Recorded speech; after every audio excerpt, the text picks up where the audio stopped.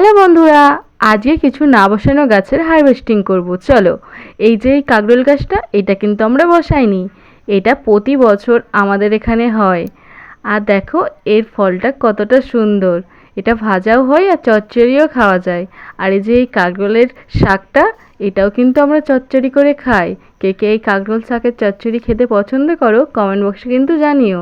আর দেখো এই কাকরোলটা 3টে মাত্র হয়েছে, আর এটা ছোট, তাও এটা তুলে নিচ্ছে, এটা আর বাড়বে না। মাত্র 3টে হয়েছে, কিন্তু এটাই অনেক। আর দেখো এই উচ্ছে গাছটা, এটা কিন্তু দানা পড়ে হয়েছে। আর দেখো এই ছোটোগুলোও তুলে নেবো, এই ছোট ছোটোই হচ্ছে, এই দিকেও হয়েছে। মানে খুব সুন্দর, করলার থেকে এই উচ্ছে, অর্গানিক উচ্ছে ভাজা আমার খুবই টেস্টি খেতে লাগে। মানে এটা দানা পড়েই আপনা আপনি হয়ে গিয়েছে, এতে কোনো জলও, মানে আমি দেখার পর জলও পর্যন্ত দিইনি। দেখো এই 3টে হয়েছে।